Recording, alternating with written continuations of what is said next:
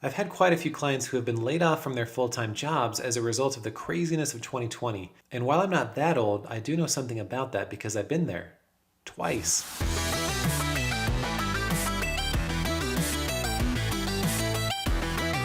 Hey, my name is Mark too, and I'm a CPA who specializes in helping online resellers with taxes and with growing their businesses profitably. So this isn't my typical tax, accounting, or finance related video. This one is a bit more personal, so if that's not your cup of tea, go check out some of my other videos. But if there's someone out there who's encouraged or motivated by my story, then I'm happy to share it. 2020 has been a crazy year, and I don't think there are many people out there who haven't been affected, whether financially, medically, socially, emotionally, and so on.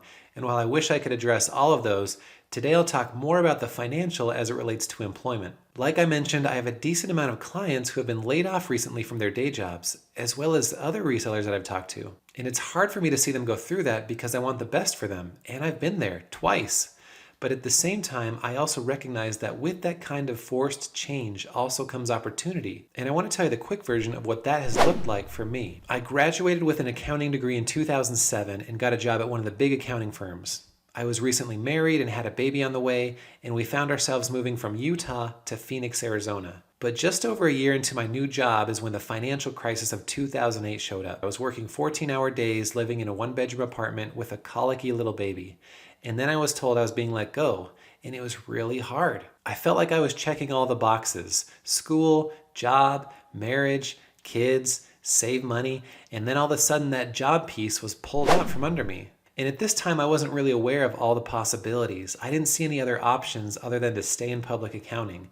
So I went back to the drawing board of applying for jobs at different firms. And I was lucky at the time to even get interviews because it seemed like everyone was struggling at that time. But I think the fact that I had recently become a CPA got me in the door a few times. So I had a few interviews, but also a few rejections, which really stung. But I finally found an opportunity to work at a small CPA firm for someone who had primarily been a sole practitioner for most of his career. And I ended up working there full-time for about 2 years, during which time I had a lot of one-on-one training from the owner who had way more experience than I did. And he's been a great mentor ever since. And that's where I really started to get a good tax and bookkeeping foundation and also exposure to how small businesses work. I eventually ended up going back to school for an MBA in Indiana. I thought at the time that that was the best way to progress and give myself more opportunities, but looking back, I realized that there are a lot of directions that I could have gone. But that's what I did, and my family got to start having its Midwest adventure. And the cool thing is that I was able to continue to work on the side for my old boss remotely, and continued to do so for years. And the ability to do that was a blessing to my family. I feel like so many people get stuck in a career or industry and they don't think there's any other way to live. If I hadn't been laid off in Phoenix, who knows what would have happened? I could still be working crazy hours, never seeing my family, never finding my new mentor and learning certain skills, not having a flexible source of income while I went back to school and beyond, never living in the Midwest.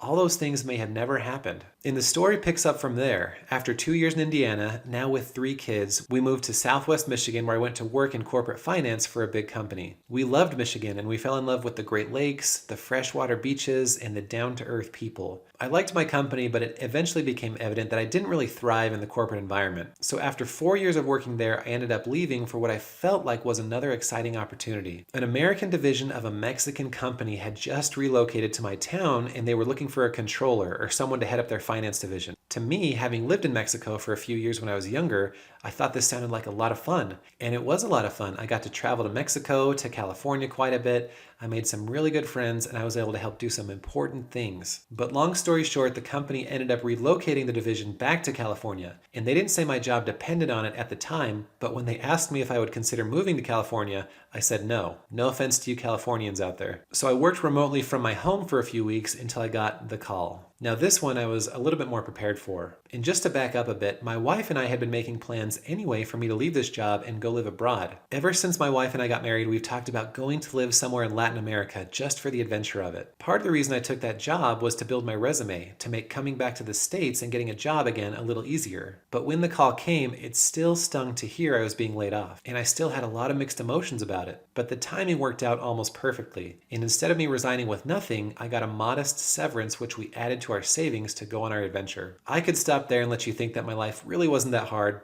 but I had also recently been diagnosed with thyroid cancer.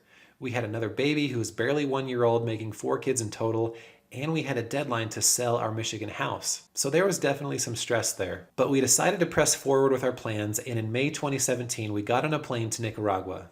And this video isn't about our experience there, but it was awesome, and it was hard, and life-changing, and really hard, and we have zero regrets about making it happen. And it was there that I had the time to really dive more into my own business. I had recently started selling online, and the Amazon business continued to slowly grow, and I started growing my e-commerce CPA business more.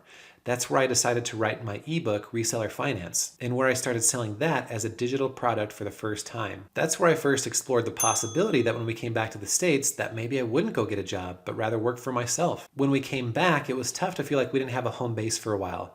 But now we seem to finally be settled, and we'll just keep moving forward toward the next adventure. So take from my story whatever you want. Sharing it was prompted by seeing some of the financial and job stress out there.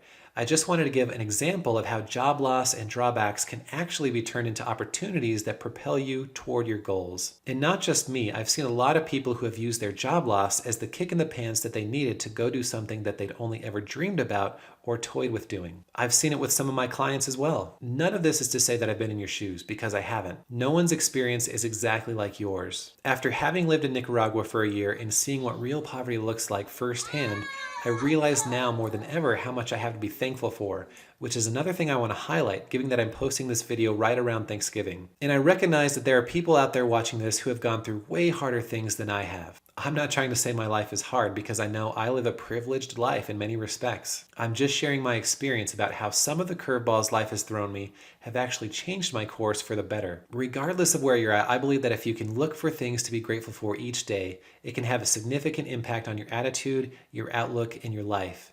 And that sometimes unexpected events can lead to better opportunities. What I hope you take away from this video is the desire to articulate why you do what you do in your business so you can have a goal you're working toward, and that you make the best of the curveballs that come your way. And if you're in a tough financial situation, look into selling stuff online. Even if that's not what you want to do full-time or long-term, it can at least carry you through some rough patches until you find what you really want to do. I know so many people who are making at least a few $1,000s a month selling stuff online as beginners, and so can you if you're not already. And if you need help with the business side of it, check out my links below. So good luck, and stay in touch by subscribing and following me on Instagram. I'd love to help you in your journey toward growing your profitability and reaching your goals.